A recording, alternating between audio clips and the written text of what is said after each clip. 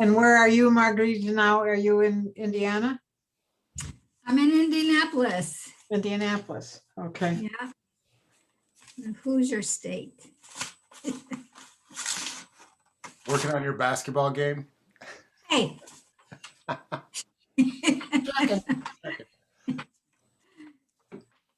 It's nice to watch the Pacers, though, whenever we want. Or the other games on my husband's list.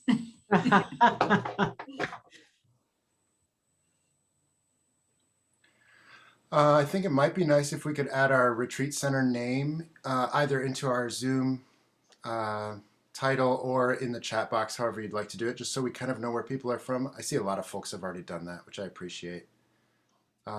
Welcome to folks who are new on this call or haven't been around in a little while. Really glad that you came to join us for this conversation, which I'm really excited about and which we've been talking about for many months. I think this has been kind of hovering for us, so I'm glad that we're able to do this today. Still have more folks coming through. I've got 2 pages of little squares now. Maybe you do too.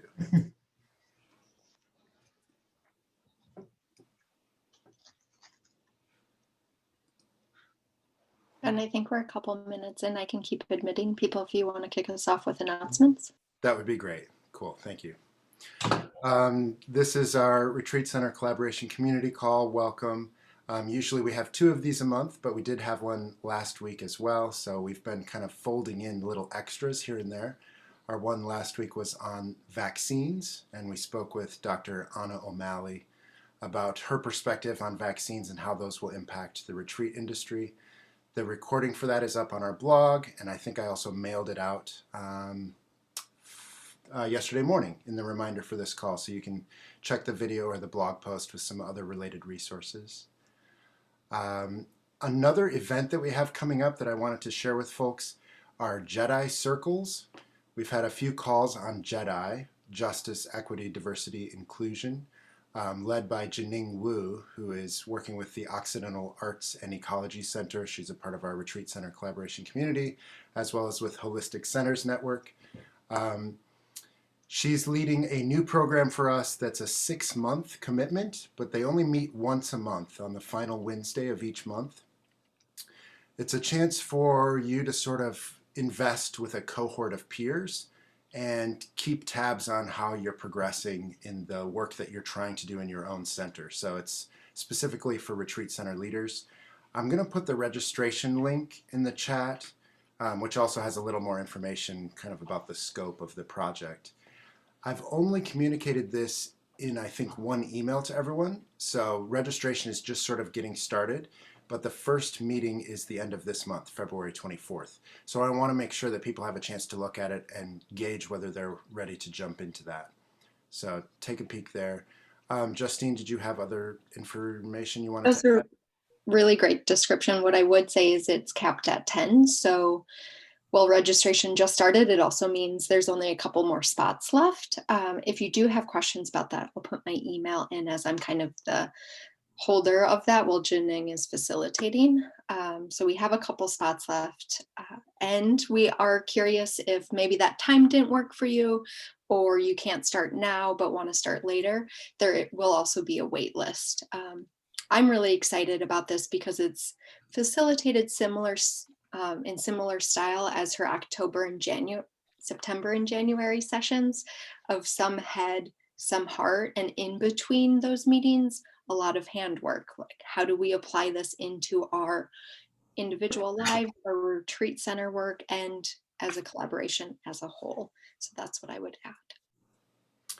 I wanted to respond to Paul's idea there about more orientations for Mighty Networks. We did 2 drop-in orientation sessions for our Mighty Networks social platform in January. I don't have any scheduled for February, but I think that's something we could add to our schedule for March. So stay tuned and I can communicate those. Those were 45-minute kind of office hours sessions where you could just pop in and ask us questions and figure your way through the platform. Reach out to me if you have a specific question. I'm happy to help people navigate that. That platform is becoming really valuable And I think it will just become more valuable over time as we invest and get more comfortable in it. So I believe that's all for my announcements. Any questions there, or I can hand it back to Justine. Justine? Wonderful. If you do have questions, if you want to sit with them for a little bit, please put them in the chat and we'll respond. Do you know we want to spend the bulk of this time with Robert holding space for us? I'm really excited he said yes. Robert is the acting CEO from Kripalu. And when I spoke with him about this community call, he said yes right away, but I got to know him a little bit about his previous experiences doing consultancy work, development work. And when I asked him, was this the trajectory of your career? Something that stuck with me was that careers weren't kind of ladders that you climb, but jungle gyms that you can explore. And I also think that's what community calls have been for us, these little pockets of knowledge and resources, and this abundance of knowledge that we all hold and share, that we get to run around in this playground together. So I'm really excited he's here. Holding this space for us. And so he does have a bit of a presentation, and then we'll be in mostly large groups, just strategizing and free thinking together. So at that, I'm just going to let him take it away. Thanks, Robert, for being with us. Yeah, pleasure. Good to see you all. The plan is to tell a few stories, show a few slides, and really hang most of this conversation off one particular framework that I've used a lot in the past for helping organizations go through a process of transformation. But once we kind of get through the slides, what I love to do is give you some things to sort of reflect on so you can kind of go through a little mini process yourselves, and then just open it up. And we'll kind of do like a live consulting hour where you can basically throw your challenges at me, and we'll do some live. Here's if I was your paid consultant, which I've done for with many different types of organizations around the world. Here's how I would help you think about approaching whatever you've got in front of you. All right. So please don't be shy when we come to that place, and you'll notice that as part of the process and the framework that I'm going to share is most of the work is not going to be about what's in front of you and what's on the surface. Most of the real work of organizational transformation, just like individual transformation, is what's actually happening inside, the stuff that we're not necessarily paying a whole lot of attention to. It's much easier to focus out and think about strategy and revenue and all of these things, but most of the time, why we're not going through a process of transformation as an organization is because we haven't turned our attention back in on ourselves. So I'd love us to start as a little bit of an icebreaker. If everybody could just fold their arms like you would naturally, just fold your arms.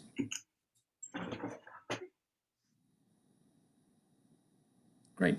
So that probably felt pretty nice and simple. You didn't have to really think about it. You certainly didn't have to have a project plan around it. It's like, oh, I've done this quite a few times.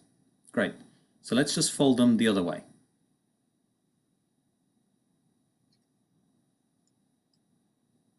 Okay. A little bit different, right? So some people had to stop and think about what they were doing. Some people, even when they had done it, weren't really sure if they had done it. Was it like, were my arms actually right in the right position? So let's, if you've got a pen and paper handy, just sign your name on a piece of paper real quick.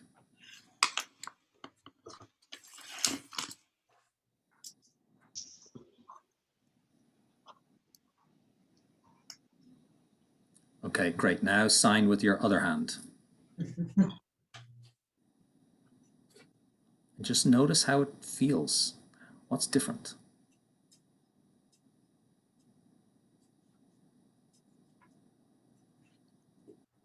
All right, so let's throw some things in the chat box. What was different the second time? Experience like.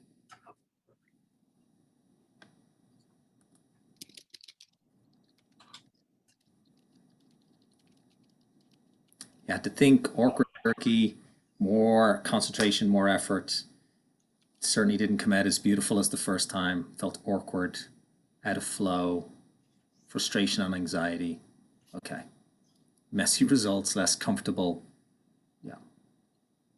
Missing the familiar. Right, so inconsequential activities, but that are pointing us towards what this is going to feel like if you go through a process like this. You're going to start in a place of comfort, most likely. Typically, organizations that are going through a process of transformation, they're starting from a place of what's familiar, at least, even if it doesn't feel comfortable now. But you know how to orient yourself. You know exactly sort of what to expect most of the time. You know how you do things typically. You know, you have a sense of who you are and how to answer that question. And then as you go through this process, it's going to feel like, as any organization goes through a process like this, it literally feels like for a long period of time, you are signing with your non-dominant hand. It feels awkward and jerky. It's not familiar. It's most likely pretty disorienting, and often it can bring up a lot of fear. And so it can be really, organizations have a lot of desire to go through this process of transformation, but because of that natural experience, as soon as you sort of start to go down that journey, it starts to feel like this. A lot of people back away from it. Like, ooh, this fire feels really hot, or this road feels very lonely, or I can't see what's around the corner, or there's this big blanket of fog in front of me. And so we just kind of retreat back to where we are, to the familiar, even often knowing that what the current state and the familiar is not actually going to be sustainable or serve you. So a process can really help you then go down that road that has the fear and the uncertainty in it, and you can have some sort of container that allows you to feel supported and structured as you go through that. And like, we know that that's what we're all, so much of us are in the business of, right? We're in the business of some shape or form of holding a container for a community so that they can go through a process of transformation. And so that's what's wonderful about this network, is that we actually already have a lot of the wisdom we need to go through a process of organizational transformation. But sometimes we just need to apply the natural wisdom that we're all stewards of to a framework that can help us go through that. So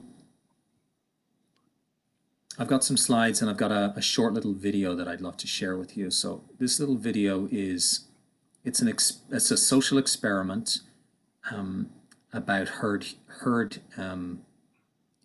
thinking and group think, and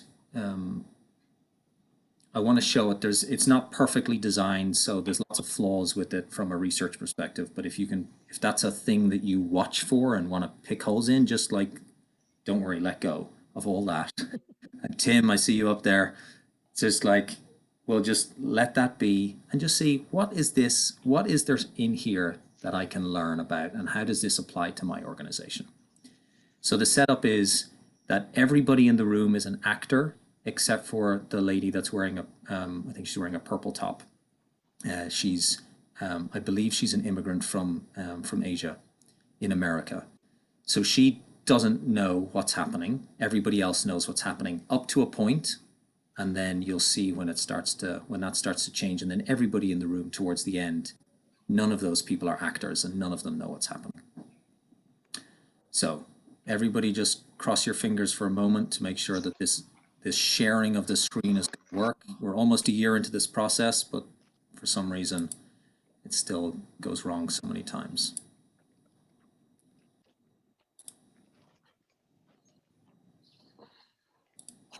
Okay. So the lady on the left in purple is not an actor, everybody else is. Question. We set up a hidden camera experiment to see if this woman would stand up at the sound of this tone, simply because everyone else is. You might be thinking you'd never go along with this. Or would you?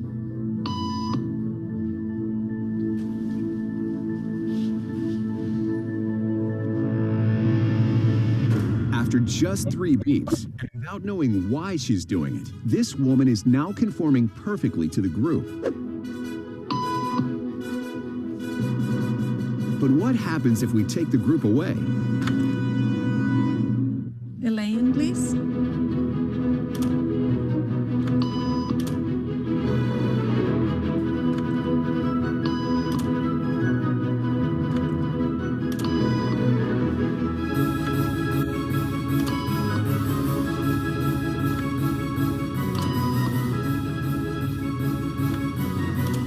Okay, now she's alone. The crowd is gone and nobody is watching her except our hidden cameras. What do you think she'll do?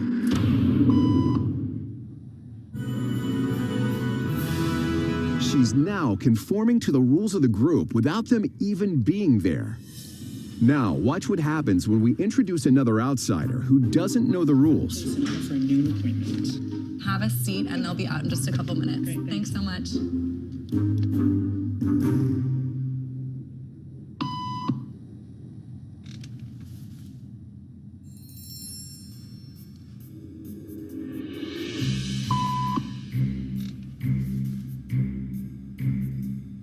Why do we stand? Everybody was doing it, so I thought I was supposed to. Think she'll teach the new guy what to do?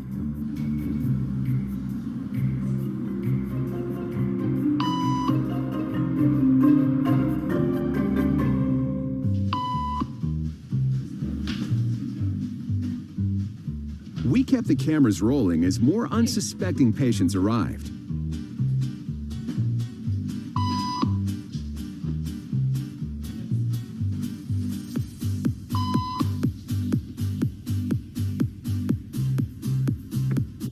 And slowly but surely,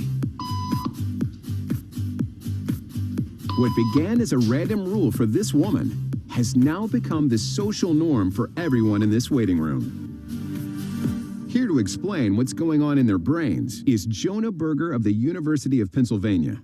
This sort of internalized form of herd behavior is part of what we call social learning. Starting at a very early age, when we see members of our group perform a task, our brains literally reward us for following in their footsteps. When I saw everybody stand up, I felt like I needed to join them. Otherwise, I'm like excluded. Once I decided to go with it, then I felt much more comfortable. Conformity is how we become socialized, but it can also cause us to develop bad habits or repeat past wrongs. And it's why even this rebel, who wasn't standing for any of this nonsense, eventually joined the ranks.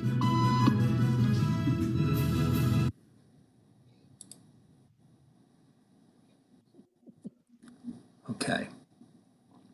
So I'd love you just pen and paper, just to write down why would Robert show this? Why is this relevant to the organization that I'm with right now?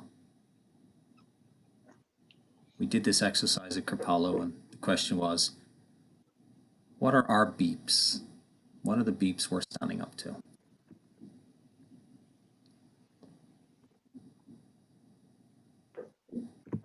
Just maybe a couple of minutes, whatever comes to mind.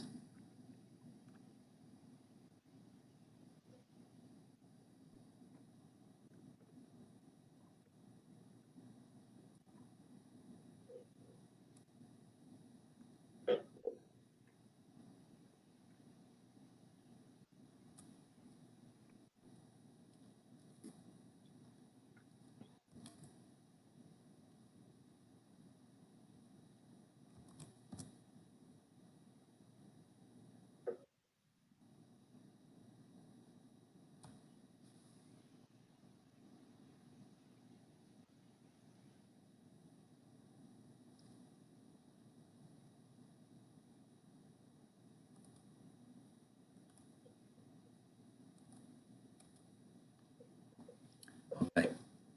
So unfortunately, most of us could spend the rest of the day writing down why this is relevant to our organization, because there's probably many, many things in every organization and system that are sort of socialized and learned behaviors and ways of doing things that have been inherited from past groups that we've never really stopped and wondered, is this actually still serving us?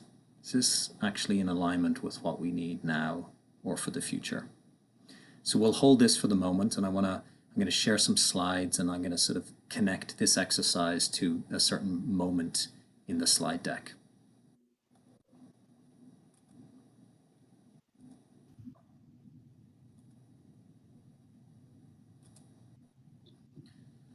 So you'll see at the top left, I've got Theory U in here, and this what I'm going to talk about is Theory U is something that was developed out of the Fetzer Institute, which is a sort of a spin-off of in MIT. It was incubated there by Otto Scharmer and a number of other people back in the 90s, and they were really looking at how do you help systems change. So how do you help the economic system change, the environmental system, the health system, the education system, etc. And they're still very much doing this work. So I'll put some links in the chat as well, and people can find out much more about this, how they can read about it, and how you can take their online free trainings as well. But one of the key pieces of what they talk about is really comes from this quote here by some insurance guy in the United States, Bill O'Brien, but they thought it was an incredible quote from him. The success of an intervention depends on the interior condition of the intervener. So all of their research and all of this framework is about the inner condition of ourselves as leaders and the inner condition of our organization. So really thinking about culture, but not just culture from like what are the values on our website, what is really lived within this organization. And so I've got a prompt in here for myself to tell you about a time when I when I was very unsuccessful in an intervention. So when I was 23 years old, I took vacation time from my job in Ireland, where I'm from, and went to India and did some volunteering with Mother Teresa's sisters in Calcutta. And we were working in this place called Kalighat, which is one of their homes for the dying and the destitute. And there was a very, very elderly man who was lying down on the ground. And one of the sisters came over to me and she said, look, he hasn't eaten in 3 days. Can you please get him to eat some breakfast? So I heard this and I thought, and she said, oh, if he doesn't eat, he's going to die. So immediately I locked onto this idea of he has to eat. And so that was my inner condition was locked and sort of constrained around this idea. And so I started to mix his breakfast together and started to try and feed him. And he was speaking to me in Bengali, and I didn't understand any Bengali. And I was speaking to him in English. He didn't speak any English. And I kept trying to figure out what he was saying, and I couldn't make it work. And all this time I was trying to feed him and he wouldn't eat. And then I tried telepathy, but I don't know how to do that. So that didn't work, and nothing was working. And this man was, like you would see a very small infant sort of refusing food by, moving his head side to side to sort of avoid the spoon. So after a while, the sister walked by again, and I just said, look, I can't get him to eat. And she spoke to him, and he spoke back to her, and she said, okay, just distribute his food to somebody else that wants it. And I asked her what he had said, and he had said that he knew it was his time to pass on from this earth, and so he didn't want to eat anything. And so, a few hours later, we made him very comfortable then, and a few hours later he passed on. And I've reflected on that moment a lot since. I've since forgiven myself, but I still reflect on the learning for it for myself. Is this, my inner condition in that moment was I was holding on to something so tightly. And because I was holding on so tightly, my awareness and my access to everything else just completely narrowed. And it shut down what was in front of me. And what was in front of me was this man who very, very clearly didn't want to be fed. But for 20 minutes, I couldn't see that. And what would you want in your last few hours of life would be peace and calm and harmony, not sort of a half mad, passionate Irish volunteer that's trying to force feed you breakfast. So it was just really this, what am I holding on to so tightly in my inner world that is stopping me from seeing what's really there and me from seeing the path forward. And so there's a lot of words in here. So if you just step back from the slides and just let me sort of just gently walk you through this U-shaped process. So at the top left, we start at the top left of the U, and then we go down and we go up towards the arrow. And you'll see really what you're trying to do on the left-hand side as you go down this U. What you're trying to do is you're trying to understand what are those past patterns. And we started to just flirt with that a little bit with that exercise, with what are the past patterns that we're currently operating under. And then it's this process of sort of suspending all of that and then trying to see with fresh eyes. And there's many different exercises and tools that you can use for all of that. And then as you see with fresh eyes, how do you sense into the field that you're working in? And that sensing is really in the heart. And then there's this sort of dotted line there, and there's these words letting go. And this is one of the most important pieces of this whole process. If you don't go, you can imagine there's a little gate there. And if you don't, as an organization, go through that gate, then transformation doesn't happen. You can imagine it when people in AA talk about it, that there is this moment, and often they refer to it as sort of bottoming out. And then there's this gate that they go through, a doorway that they walk through where transformation is able to take place. But many organizations start with the downloading of the past patterns, and they start to suspend those, and they're like, right, like blank canvas, let's start again. And they start to really see with fresh eyes, and they start to sense things. But what happens is, you see in the middle, the encouragement is to have an open mind, an open heart, and an open will. But on the left-hand side, those letters are what starts to get in the way, which is the voice of judgment, the voice of cynicism, and the voice of fear. And as those build, we approach that gate, and we often step back from it. And this, I quote this sometimes in Theory U, they talk about this as well. This is the parable that Jesus talked about. He was referring to this, that it is easier for a camel to pass through the eye of a needle than for a rich man to enter the kingdom of heaven. It's this idea of, if we are loaded, and the camel is reference to one of the in Jerusalem where the camels would arrive, and if they were too loaded, they couldn't actually enter into the walls of the city. So they would have to take all their baggage off the camels. And it's the same for us as leaders and as an organization. We have to let go of everything in order to walk through that gate. But then when we walk through that gate, we drop into the bottom of the U. And that's a place of, scientists will call it a place of sort of the 0 point. Gandhi talked about it in that way too.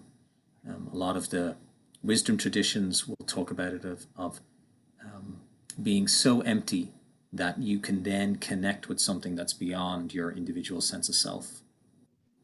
And in that place, they talk about it as presencing here in this framework.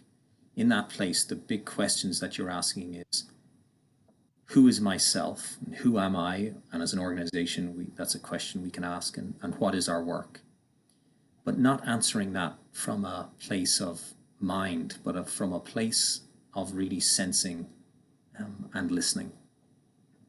And then as we rest in that place, and the contemplative practices are what really help us to rest in that place, then there's an opportunity for something to come into our field of awareness, something that maybe came from, we don't even know where.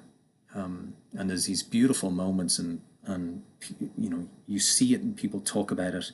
One of the famous ones is Einstein. He was trying to figure out, he was really, really grasping with this whole, his latest theory of relativity, and before it was actually formulated.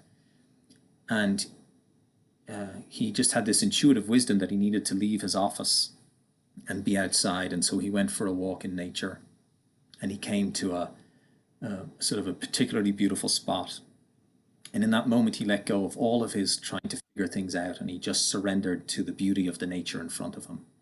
And in that moment of surrendering, he just opened up.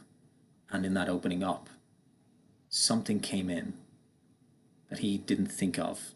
Like it came from somewhere else, but it was exactly what he needed in order to move forward. And then he took that back, and you sort of move into this then. From that new place of knowing and understanding, you start to crystallize a vision and intention. And then you start to, instead of then fully implementing it, you go to this process of prototyping, testing things to make sure that there's deep alignment within yourself as an individual and within the organization. And then you allow that to be embodied fully into the whole organization as you align it with your staffing structures and your policies and practices and your strategy and your revenue structures, etc. So so this is this kind of process of the theory U, and they call this the arc of presencing. But what's really important for us to know, because this whole process is about looking at the wholeness of our reality, is that there's also an arc of absencing that sits on top of this. And we've in the United States of America, we've really witnessed an arc of absencing at the collective level, which has caused so much harm over the last 4 or 5 years. Organizations where it might be causing less sort of obvious harm to others, there can often be this arc of absencing, where instead of going down the U, we're moving up this counter U, and we're staying in these positions of staying blind because we're stuck to one truth or one view. We're staying very entrenched, which is a sort of, it can be an us versus them mentality, or one way or the other way. And there's this energy of holding on, and that keeps us in this place of absencing. And then we go forward and we're sort of in this place of deluding ourselves and not really embodying the transformation that we're trying to live into.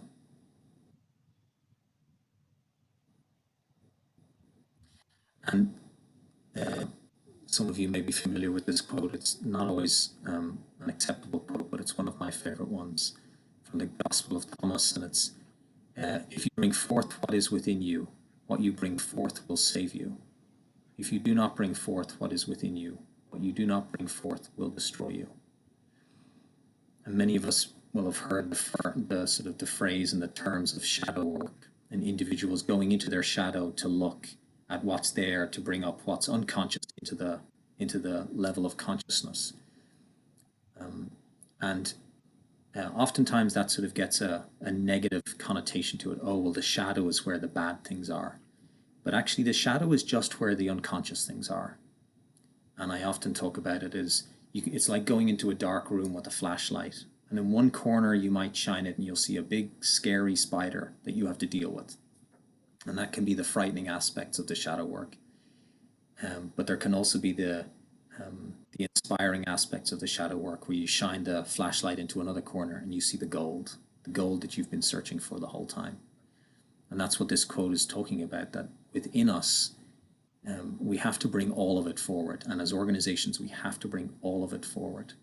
So really this process of organizational transformation is a process of radical honesty with ourselves about our reality, and about all the ways that we are holding ourselves back from living into our fullest potential. So I've got some more stories that I can talk about with regards to how this is kind of played out in different organizations and how this is played out at Kripalu. But I want to stop share now and just pause and see if there's any specific questions in the chat. Give people a little bit of space to express, and then I'll talk a little bit more, and then we'll get into our kind of live. So, right, this is an interesting framework. How do we, or maybe not, but how do we actually apply some of this?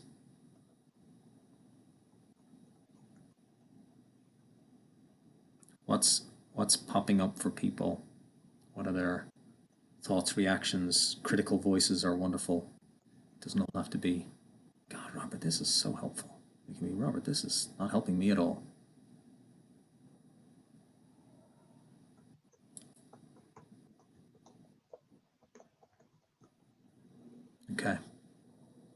So Liz, you're finding a resonance with it. I see your hand up. You can unmute yourself.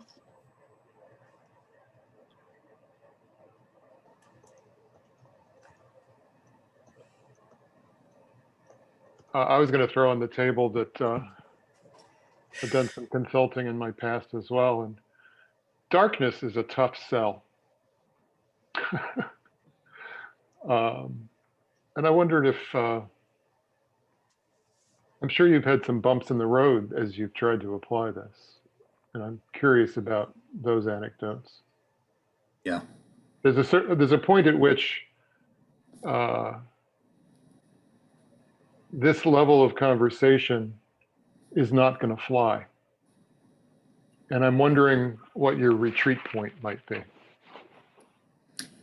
Can you, who would it, or where would it not fly? Is there a particular audience?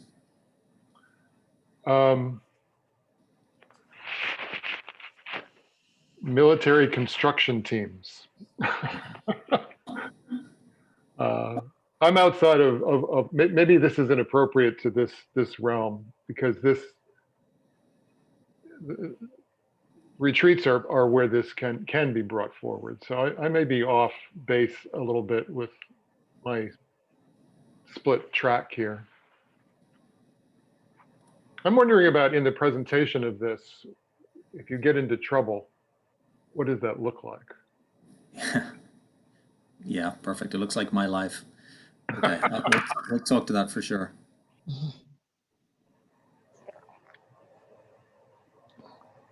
Okay. Anybody else want to just raise anything, share anything, question anything? Yeah, Jean. For many of us in retreat centers, we've just, like with COVID-19, have just been confronted with the immediacy of what we have to do around transformation, and then sort of the longer term questions. Like, I think there's a hope that we'll return to, which is that pull of not wanting to be in transformation, or there's also, for some retreat centers, they're using this time as a calibration of what's forward. So I'm interested in sort of, what have you noticed? Are there ways where this process has become clear, or skip steps, or just how has it changed with COVID-19 and the organizations that you're working with that may be facing some really massive challenges? Yeah.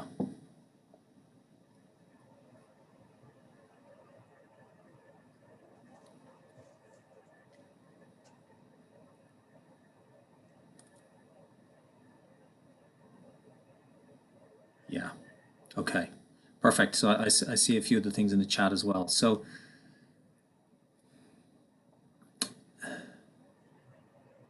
Kripalu as a retreat center is living into this. I came on board as a consultant for them 3 years ago initially, and we went through a process of this. And I would say within each long arc of the U, there's many small U's that you can go through. So it's important to keep in mind that you can be having these kind of wins that you can celebrate as you move through the process of the big U. This is, it takes a lot of courage to go through a process like this. And if the team that's going to do this together doesn't feel safe and isn't willing to be brave with each other, then I would not try to do this. Do that first. But I would use that as your topic to go through the U, right? That sort of idea of being, how can we be a brave team together?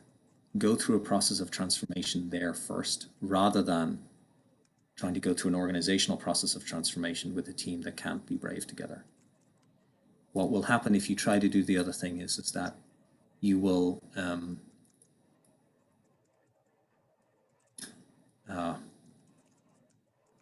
some people will be some people's confidence will be so shocked or be so shaken by the process that they may not recover as leaders, because they won't be able to orient themselves in this process, and they will feel potentially very isolated, and they can go into a very steep shame spiral, which is not what we're in the business of. And then you will, and if not everybody can go through this process bravely together, then you will probably find that the voices of fear, the voices of criticism or cynicism, and the voices of judgment are going to take over, and then it's going to cause more sense of division, and you'll go into absencing then as a team, and then you started off in a sort of an okay place, and now you're in a worse place. So, you know, this is like gardening. This is like surgery. The conditions need to be good for you to do the work. But just because they're not good doesn't mean you can't do anything. It's like focus on making the conditions good first. And you'll know that a little bit about your team, about how you know, whether your team is in that right place or not. And a great way to find that out is, if you don't know, is talk to them. Talk to them about, do you want to do shadow work in this organization together? And just have a really honest conversation.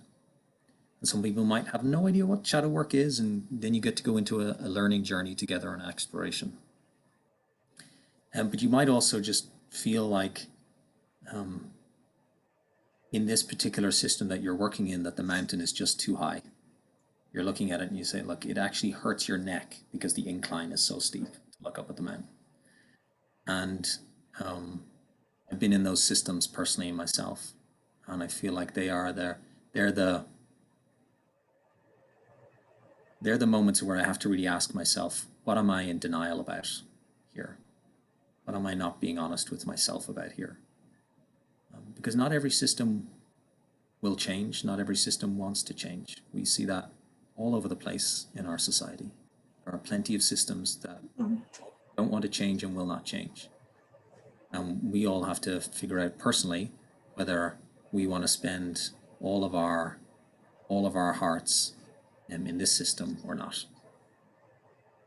So that'll be a personal reflection point, right? And that'll be your own process of the you, right? Going through a gate of honesty, of radical honesty with yourself as you go through that gate of letting go, of holding on to, I must be in this system. This is the only system for me. Or I must be the one that transforms this system. I must be the person that leads the Phoenix moment for our retreat center. If anybody here is holding anything, if that's a feeling in your mind, this fist is like, we're in trouble. Because if we walk into, one of my mentors said, if you walk into a room with that kind of level of grip in your leadership, then you're not free.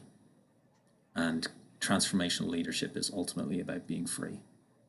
So he would say, what you've got in your hand is like a baby chicken. So hold it like that, with just enough of a curve so it doesn't fall or fly away and get hurt, but not so much that our little friend can't breathe. So that's a little bit of a general response to like the kind of the groups piece, and kind of system move with you, but people might have really specific ones, and I want to make it really specific as well. So like, hey, look, off the record, I'm going to pick on you, Gene and Kirkridge.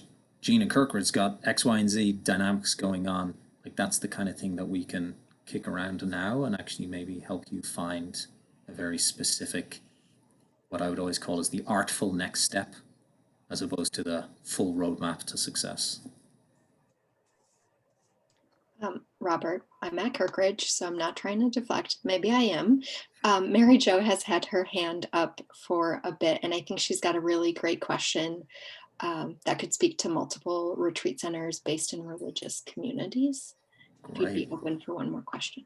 Oh yeah, please. I didn't see Mary Jo's hand.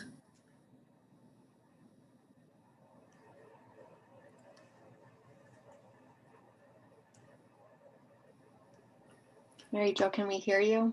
Oh, sure. Yeah. As back to the video with the beeps, my sense was I work at a retreat center in a Benedictine monastery. And we have so many beeps in the monastery because we have this 1500-year tradition. So like how we do hospitality in the retreat center would be tied up with our value of hospitality. So it just seems like really heavy to change things. And so is there how to separate out, how to do the values maybe in a different way or something? Just, yeah, just going back to the very beginning. Yeah, Mary Jo, I want to make sure I really track. So I hear that there's all this good tradition in your system, right? We'll call it tradition. And it's probably got, it feels like it's pretty embedded in concrete a lot of the time. But you asked this thing about values. To make a change feels like you're disregarding a value. Yeah. Yeah. There's this really cool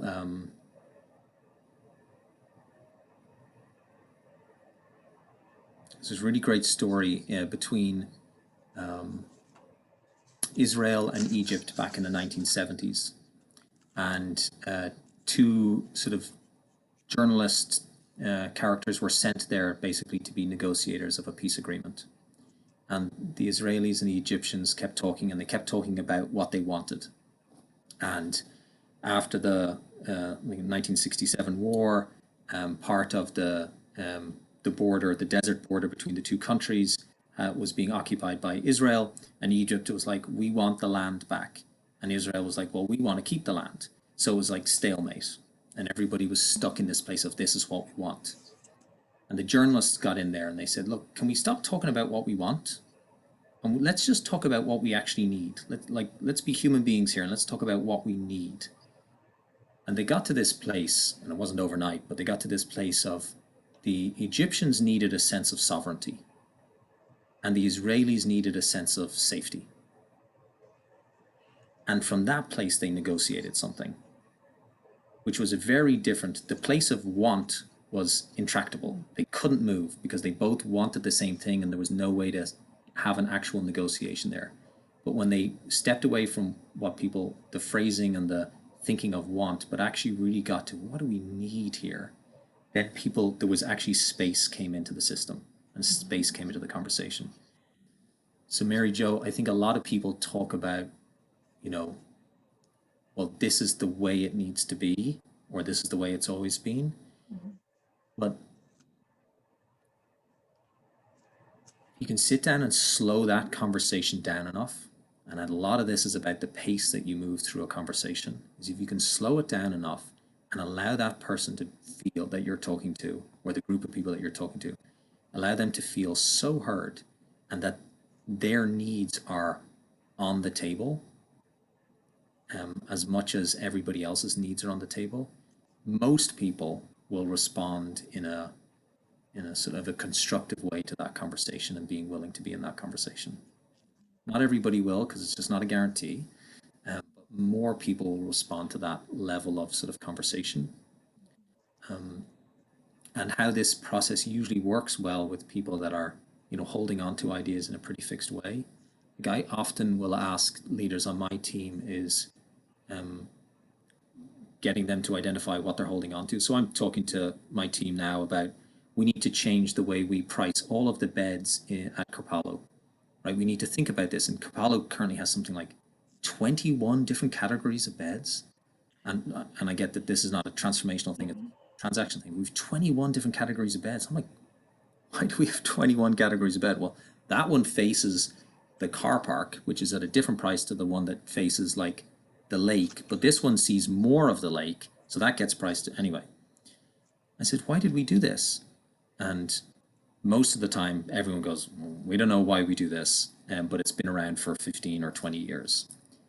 And then you get into this conversation like, right, we're going to change it, and everybody just freezes up on the Zoom calls, and they just like, you can feel it, and they're like, oh, this is work. This is hard work, undoing all of the technology and the marketing and the website and everything. Everybody just goes, this feels like work.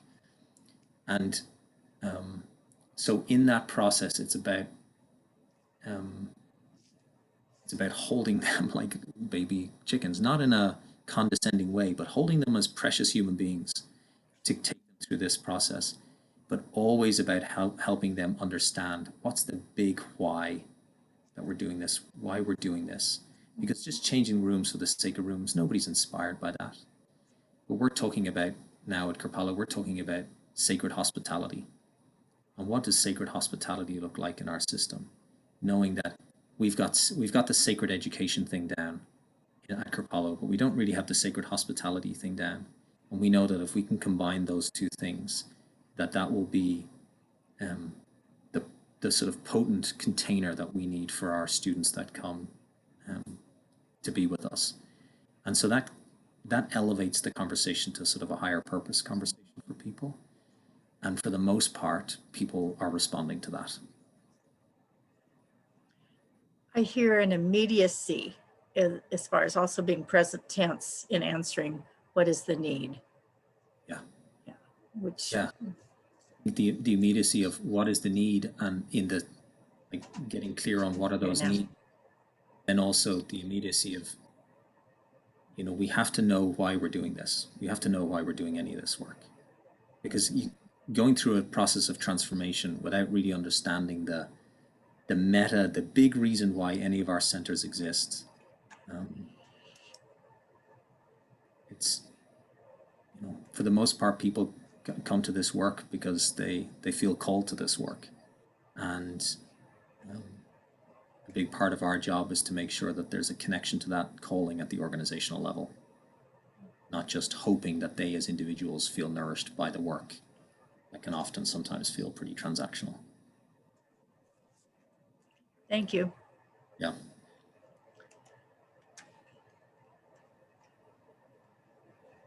What else feels, where else do people feel stuck?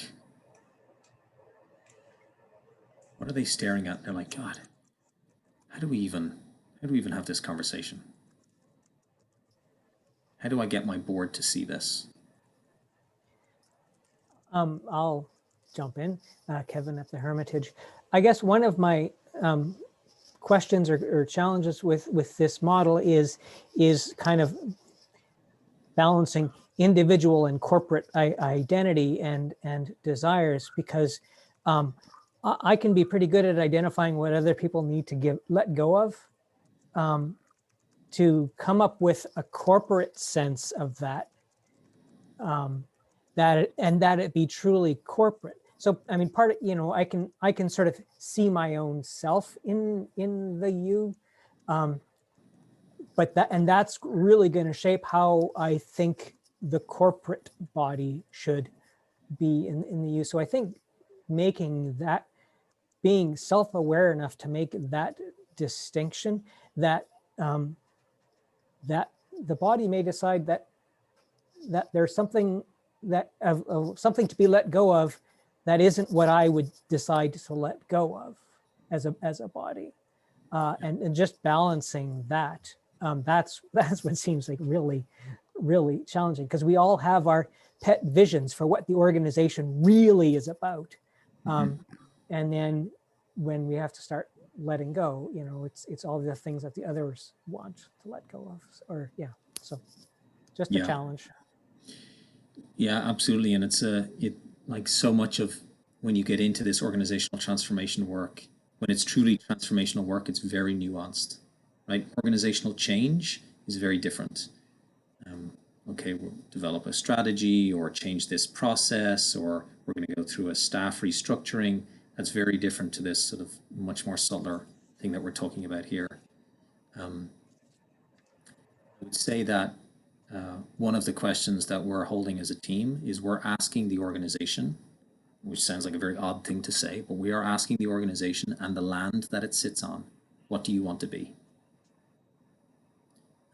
And you'd be surprised on what people hear, and actually how much alignment there is in what people are hearing. One of the things, Kevin, that it's an exercise, so I'm going to try and describe it. Hopefully people will get a visualization of it, is I went to a Toys R Us or some art supply store and just bought a bunch of like little figurines and pipe cleaners and little lollipop sticks and Play-Doh and just things. And you could just use normal stationery in your office, but I just bought a bunch of things that looked colorful and people could kind of play with. And I dumped them onto the table.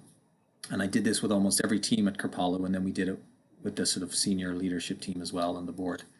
We said, okay, I want you to build what Kripalu is. I want you to build our system using all of these just fun things that we have. So they created this sort of 3D image of our system in real life. And you saw where they put the guests or the students, and you saw where they put like the faculty and the presenters, and where the support staff were, and where the donors were. And so you had them identify the main players, and then you had them show the relationships between those players and the connection points or lack of connection. And so they all identified and created these beautiful creative images or creative models of our system. And they said, okay, so if you had a magic wand and you wanted to create the ideal system together that would represent us, what would that look like? And then they would go and do that. And then you document the shift. What's the change that we're identifying here? And that starts to actually map out what are the actions you need to take. And because everybody's doing it together, you're in this like very real-time live dialogue where people are actually co-creating and co-designing in a very tactile way together. And I've seen almost like 99% of the time when that happens is that people actually resonate with what's been co-created. And it also, doing that process literally with our hands, is it gets us out of our heads a lot, which is where we're trying to get a lot of people out of in this process. But then, so you've got this current state, you get the ideal future state, and then you got these 10 or 15 or 7 sort of clear shifts that everybody's identified. And some of those are very sort of material shifts, and some of those are much more like at the culture level shifts. And often they're identifying a lot of the beeps that we had in that exercise in the video. So that can be a really powerful exercise to do together as a group to build that coherence and co-design something together. And then I would always reserve the right. You say, great, well, this is really interesting, but there's something that I think we're missing. And I think what we're missing is, and you have the right to contribute fully to that conversation too, and add something in there. Hope that was a little way helpful.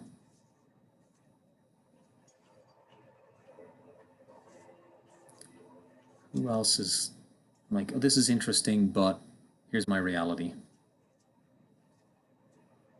I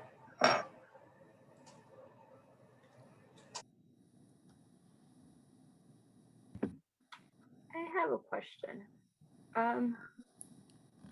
I don't know how to ask it, but I'm gonna try. My question is about obviously I think one of the main things that need to happen in order for a lot of things to kind of move along is always communication. You talked about transparency and searching for one's truth as individuals, and then how we bring that into organizations. I am wondering what the success rate of any type of transformation might be if there is a lack of communication or a lack of openness or willingness to move in that same direction. I think it kind of ties in a little bit to what Tim was talking about earlier about the different levels and the openness that you keep talking about. Is there any suggestions that you might bring as far as how to allow people to open up?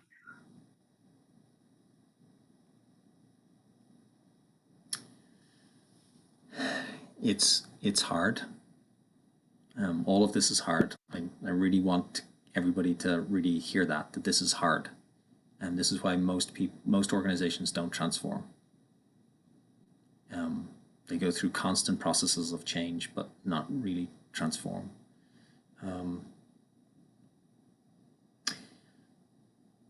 The thing that I've seen work the best is vulnerability by me.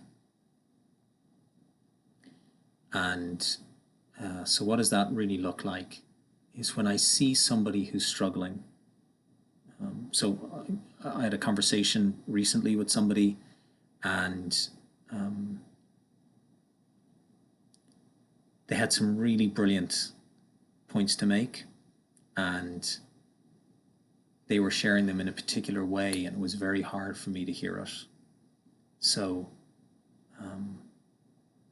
I just sort of stopped the conversation. I said, look, I really want to hear you, but I'm struggling. I'm struggling right now, and I need your help. I want to hear you, but I don't know if I can if we keep talking like this. And I've seen that work over and over again. If we can slow the conversation down, and I can talk about the fact that I'm struggling, or that I don't have the answer, or that I'm afraid, then that seems to open up an invitation for other people to be willing to have that kind of conversation with me. It certainly doesn't happen all the time. There's different levels of comfort around vulnerability, for sure, especially in positional leadership. It's not in our sort of collective culture, but I think the more people model it in a system, the more permission it gives for other people then to step into that space. And I've certainly seen people like take years before they feel comfortable to become vulnerable in front of me or anybody else. But I've seen them be able to do it. It's just taken them time. But yeah, slowing things down is always a good thing to do when it's hard and it's sticky. And then being willing to talk about where you're stuck. So a few of the comments in the chat are like, what's the difference between individual stuckness and collective stuckness? If you want to free the system, allow the system to see where you're stuck. So I was with a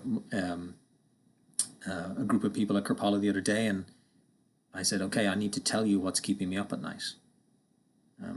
And this is not necessarily something that they say they want to hear that from me, but they're also like, we kind of also need you to be like, have it completely together and like, white horse, armor, all that good stuff, and do the like really conscious leadership, vulnerable emotional intelligence thing at the same time. And it's like, no, this is what's keeping me up at night. This is what and I'll be honest with the group now is, Kripalu will open its retreat center at some point, and it will continue its online programming. But will we live into all of what we say is important around financial and cultural accessibility? And will we do that just online?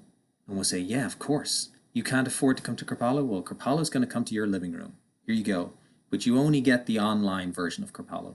You don't get the in-person version either, because we can't figure out our business model to support that. And that's, to be honest, that's personally terrifying to me, that I'd be the leader that reopens the center and we don't figure that out. And I have no idea how to figure that out. There's an organization for 48 years has basically been running its business model mostly in the same way. And we've got X number of months to figure this out. So I just tell my team that that's the reality, and I need their help. Robert, as leaders, I think what I'm reflecting on is that sometimes as leaders, we're the ones holding the bird that you saw, or the chick that you saw, gave us the image around, and such a great image.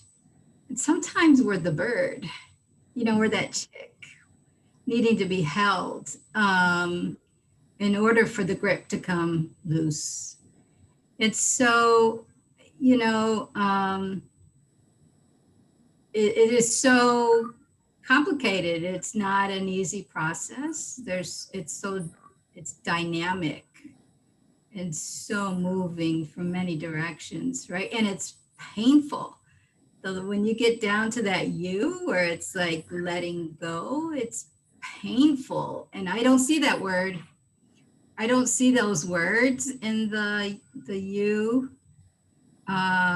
Grief. I don't see those, the reality of so much of life, right? That we've seen in our own lives, probably as leaders, seen it within our retreatants, seen it within our families. I mean, we see it, right? So sometimes I think as leaders of retreat centers, we're needing so much of our own nourishment and internal work to support that so that we can lead more effectively. And wondering if you can talk into not only working with organizations, but holding on to leaders who make it happen.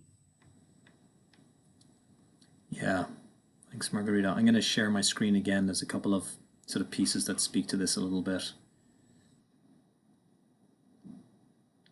So you should be able to see a colorful slide. So this is adopted. This is the organization I used to work with in my consulting days, the Crossland Group, and they've kind of adapted this Elizabeth Kubler-Ross's work on grief. But like, what's the flow that an organization goes through a process of change or transformation from a psychological perspective? So over time, most people start off in some sort of place of shock. This is happening. We are changing, or this change is happening. Oh my God. And then there's this usually a state of denial of, no, this can't be true. No, is it really happening? What else is going on? And you'll notice, you'll track yourself and your organization through the last 8 months of this, 9 months of this in COVID. And then the frustration, recognition that things are different. And that can really bring up real anger for people. It's such a normal human emotion. And then there can be this space of resistance. It's like, okay, we're ignoring the change. We're not accepting it. We're going to block it. We're not going to be held accountable to it. We're going to stick with the old ways. And then some people can experience this sort of place of apathy, of really feeling like that sense of low mood and low energy, and real sadness can kick in for people. And that can be certainly a time of grief, of noticing all that's behind and has been lost. But often in that place, I certainly know this when my father passed, that place when you allow real grief to be there, something else kind of opens up. It almost like grief has this incredible wisdom in it, and it creates, it creates a space for something. And often in this process then, that allows negotiation to happen, and experimenting and bargaining and prototyping, and then this deeper place of acceptance, and then fuller integration. But also noticing on the right side, like when those things are happening, this is what you can do as leaders. So when there's shock and denial, you can try to bring around alignment, create alignment. And then when there's frustration, you try to maximize communication. And then when they're in these places of resistance and apathy, you're trying to look for the ways to spark motivation. And then in this place of negotiation, you're trying to develop capability. And then in the spaces of acceptance and integration, you're trying to share knowledge and embed that knowledge and that cultural shift. And the way I think about there's two kind of pieces. And again, I'll find myself, Ben, Justine will find ways to share all of this with you. But this is one of the frameworks. It's from the principle of flow developed by Mihaly Csikszentmihalyi, from a Hungarian psychologist. And I think about this a lot with leaders. This and another particular framework is, so when we've got this sort of high level of skill, but we don't have a high level of challenge, a leader is going to feel pretty bored. But when we've got a very high level of challenge and a low level of skill, we're going to feel pretty anxious. And so when we're working with leaders, we're constantly looking for, how do we give them experiences that challenge them, but also allow their skills to grow in a balanced way, so that they can be in this space of flow, where there is sort of that maximum experience and performance and potential is unleashed. And that often then, if you can create that for leaders, then they start to resonate in a system in a different way, and they start to be nourished in a different way. Certainly at Kripalu, we talk a lot about how do we continue to sort of nourish our souls in this work, and not just like our mental capacities and even just our emotional capacities. And Gandhi talked about this all the time. He spent a day of every week in silence as part of how he cultivated his, what he would call soul force. And he said he knew he needed that in order to do the work that was ahead of him, with all of the people that he did it with. And so how are we as organizations and as leaders, how are we cultivating that, whatever our equivalent is of soul force in our systems? And then the final thing is Daniel Pink has done some interesting research on, it's not just for leaders, but it's for all people in organizations. And once the base level of sort of Maslow's hierarchy of needs and money and sort of job safety and all that, once that's basically met, there's three things. I'm going to see if I can remember them. But the three things that are really important to help people feel a natural sense of motivation and aliveness at work.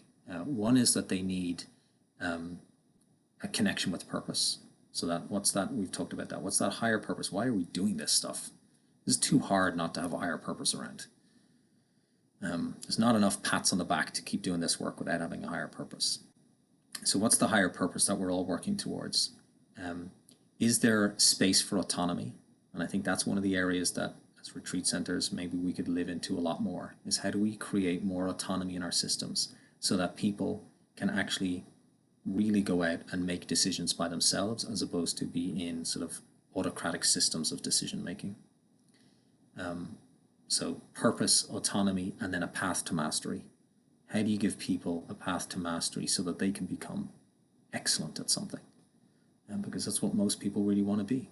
They want to shine. They want to be the best artist they can be in whatever that looks like, whether you're the HR artist or the facilities artist or the finance artist or the programming artist. How do we give people those opportunities? And so much of that is about letting go and just holding a little bit more lightly and trusting that, I'll send this on as well. Netflix has got this incredible deck that they did on their culture. They try to codify it, and then they freely shared it with the world. And one of the things that they said was they have this thing called the keeper test. And they said, because they said culture is so important that everybody in the organization should be a keeper, right? You want to keep them in your organization. So you should, every now and then as a leader, you should go through the list of all the people that report to you in your mind. And you should say, if they came into my office tomorrow and said, I'm going to leave in 2 weeks' time, would you fight tooth and nail to keep them? If you would, make sure you're doing everything to keep them. If you wouldn't, then you need to be having a conversation with those individuals, either a coaching feedback kind of conversation to get into deeper alignment, or a conversation about helping them to be freer to go and do their highest and best work somewhere else.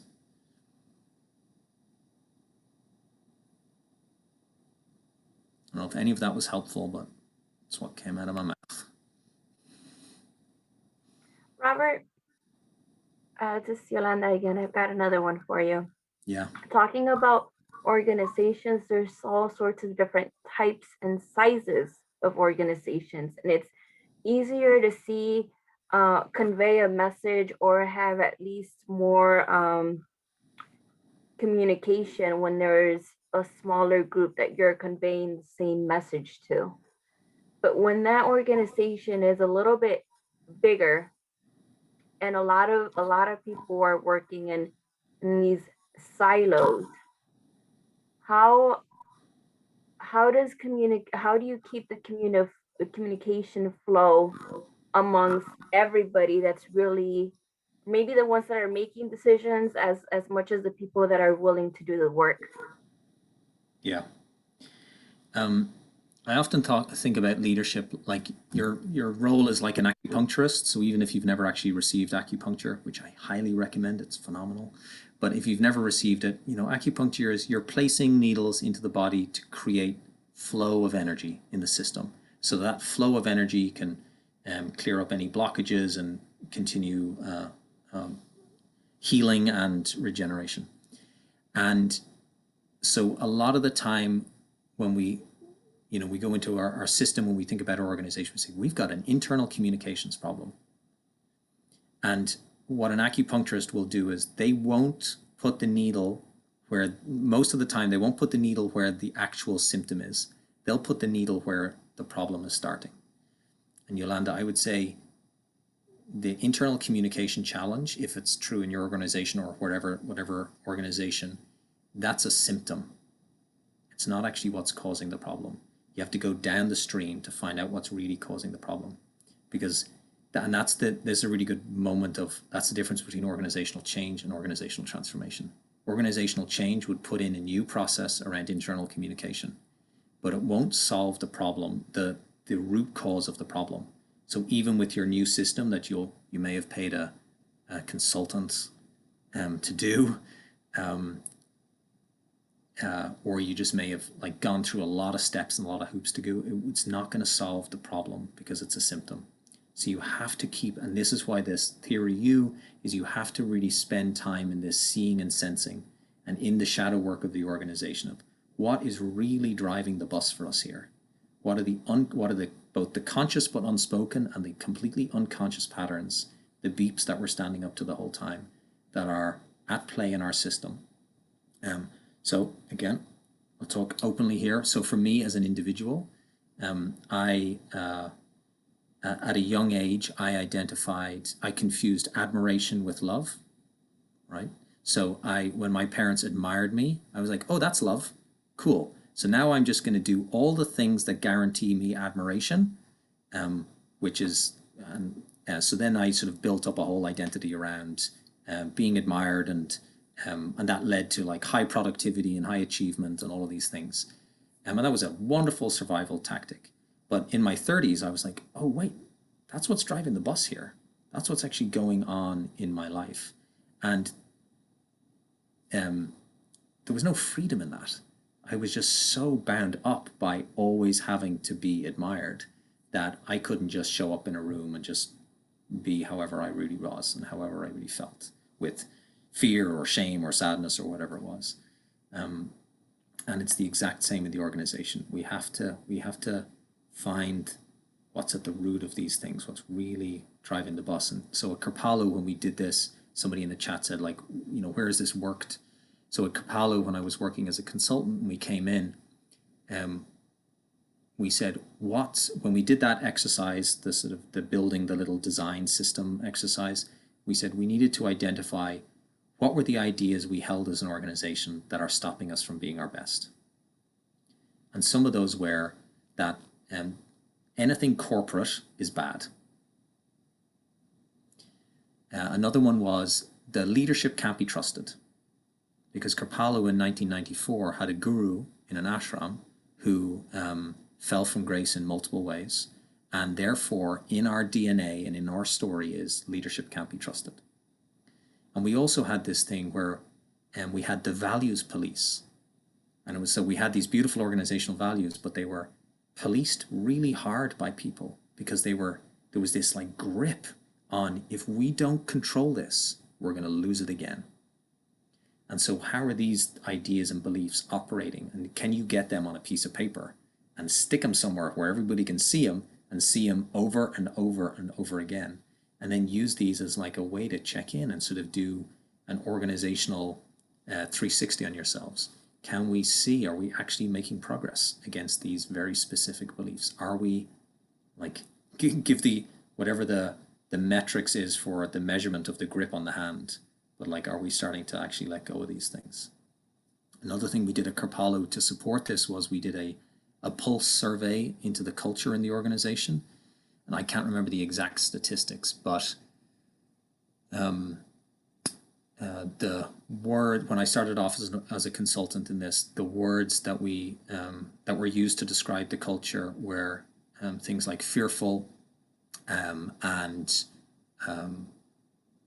divisive and other words like this. And there was pretty bad statistics to back all of that up.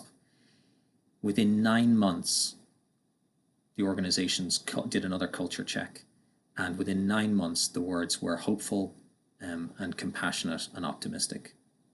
And things had changed 25%, 30%, 50% dramatic change, because the organization with the former CEO, Barbara Vickar, and the leadership team had gone through a process of organizational transformation. They'd gone and they'd listened into the system very, very deeply through this listening tour process, and listened, created space for people to be heard. And then they took action on what was heard. And that built this collective organizational trust that then allowed us to take on the other bigger challenges that we had as an organization, like our need to figure out our revenue and our need to figure out all these other things. But it allowed us to then also meet COVID in a way with a cultural resiliency that many organizations just didn't have.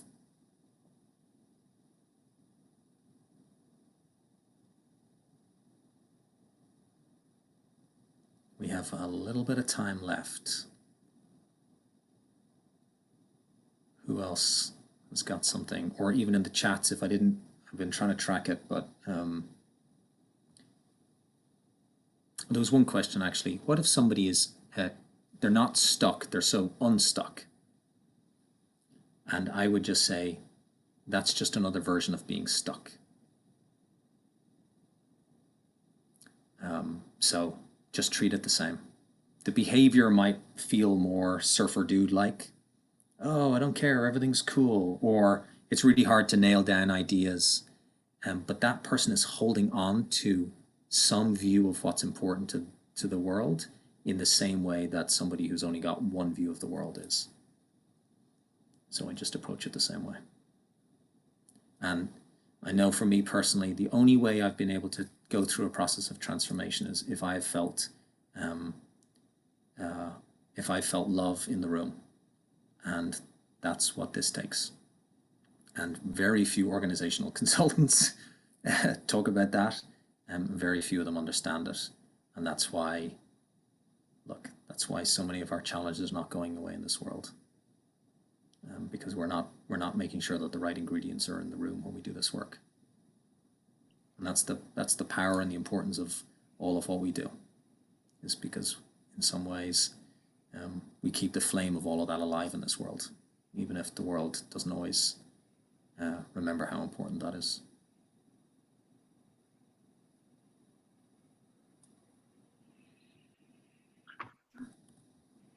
Tim. I hear you referencing essentially the essential nature of the core team, is what I'd just call it. Yeah. And I'm wondering if you've learned anything about, you have staff on the board, and there's probably a subset of the two that might create a core team.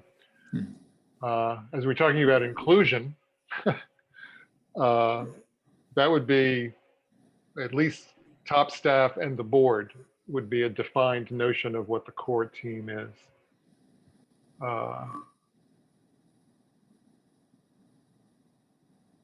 Is it possible to have a core team of fewer members and still be successful? Is where I'm going. I don't take this someplace if there's someplace to take it.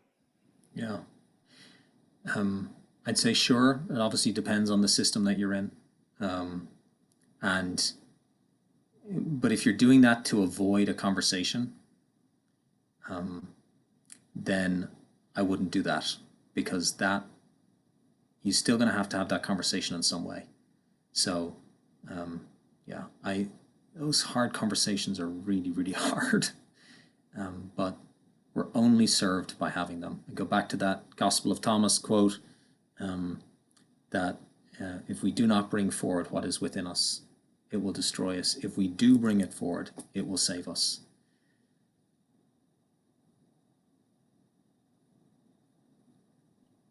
There's radical honesty, vulnerability, deep listening, slowing things down.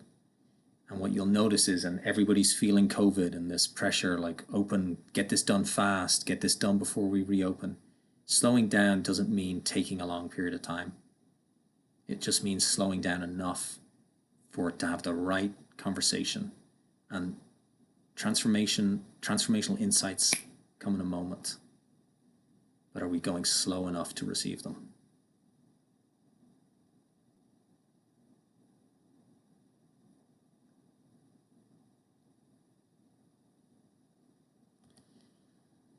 So a question about resources. There's quite a lot that I've shared. Maybe we'll try and get an email out to people, or we'll put something on Mighty Networks or something like that with all the links and everything. Yeah. The Yeah, Mighty Networks, absolutely. Mighty Go Networks ahead, is a great solution for that. I can put it in kind of an article format, so I'll have all the links in a row and you can hop to whatever you need. Yeah, great. We'll also share this recording and notes we've taken. Robert, do you want to close us out? And then Ben and I can kind of wrap it up. Yeah, I just so appreciate any of you hanging out and participating and nodding along at times. And, you know, this can feel very lonely to hold a stance like this in your organization. I really get that. There's two ways that I've been served as I've tried to hold a stance that has felt lonely is networks like this, and then connecting with what I'll call the whispers of the wind that serve me in very subtle ways. And transformation is too big for any one individual to do. So don't try and be that individual that does this. Open up to something much bigger than yourselves, whether that's community or something beyond that, to help you do this. And I'm on Mighty Networks. Drop me a message. Robert, thank you so much. I think this was long overdue and you held us so well. And I'm appreciative of your vulnerability and your open communication and sharing your love of this work with us.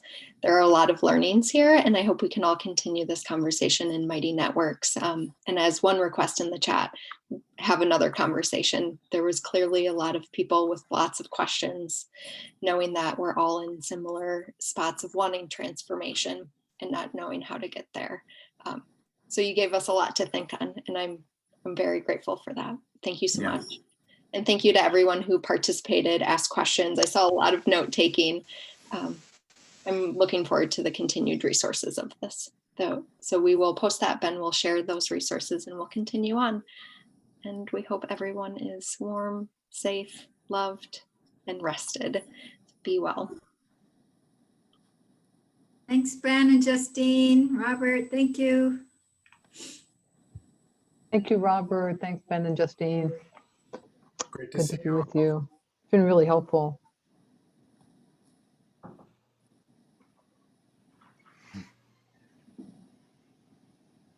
All my people. Bye, Jennifer.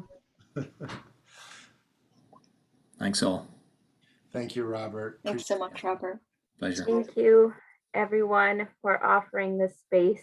I think my soul needed this. So, Robert, thank you for all of your work and your insight and wisdom. It's very much appreciated. My pleasure. Thanks. Bye, Yolanda. Bye. Good to see you. Likewise. She's the best. She's so cute. Cheers. She's amazing. Hey, Kirsten. Hi, Christina. Hello, everyone. Oh, hello. Hello. I'm sorry I couldn't join before. We have a regular High Hope meeting every week, and so we're together, but